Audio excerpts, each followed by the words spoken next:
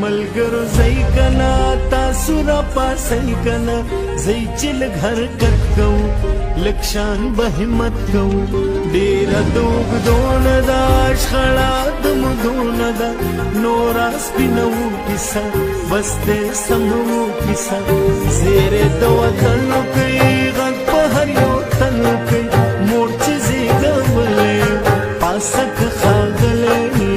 اے ملګرو زئی کنا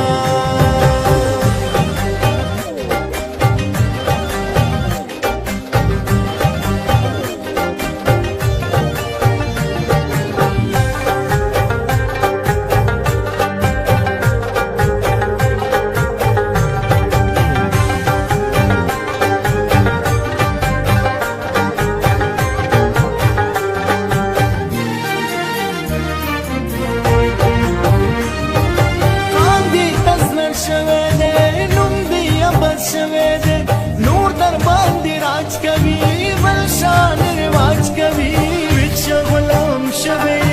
الاس پنام شوي د خو پیزوانی نوي داسي ارمان نوي پروت که هر سکیږي نو داسي خو جن کیږي اے د میر کرول نه یو ستانه جوړ ویني اے ملګر زئی کنا د چیرې ما په دې علاقه کې دوه کار کړی دی اداره ته پاتې دی ما ته خپل تسلسل معلوم دی لکه اوس په روډ څه شوي دي مین روډونه وشو بجلي کار وشو د اوبو سکیمونه وشو اوس د کاکا چې دا کب روډ وي یا د بجلي دغه نه د اوبو نه خلک څه پاتې دی یا د نورې مسلې پکې رالې نه دا موږ ته د خپل تسلسل معلوم دی لکه ما ته پته ده زما لیست ما ته پته ده چې دا مې کړي دی دا به کوم کو فرض کا د تسلسل مات شي نو نقصان د قوم دی د قوم په دې دی چې نوې سړی به راځي نه به ځان خبرې دا به خپله پرې ټیکري چې هغه نوې سړی لري چې چې هلته کې چې به خپل هلته کې دلته کې مې نشته یا دلته کې مې لږ وټ اغستی هلته کې به ډېر اغستی یا دلته کې به تکړه هر چا خپل یو سوچ که نه زموږ سوچ خو تاسو یې ځکه تاسو همیشه ډایرکټ زموږ سره هغه مینه کړې ده او موږ د هغه مینې جواب په مینه درکړی دی او په خدمت یې درکړی دی او د تختیدو نه یې درکړی ناست یې درکړی ناستو دته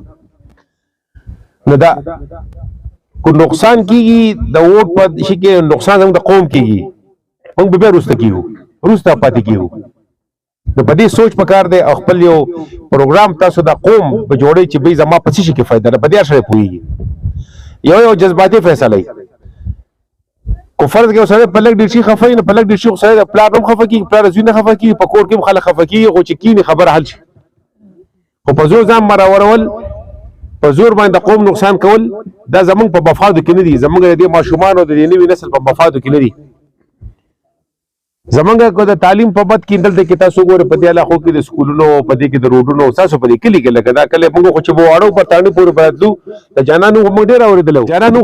اورېدلو دغه تاسو موږ خپل یو دغه برتانه ده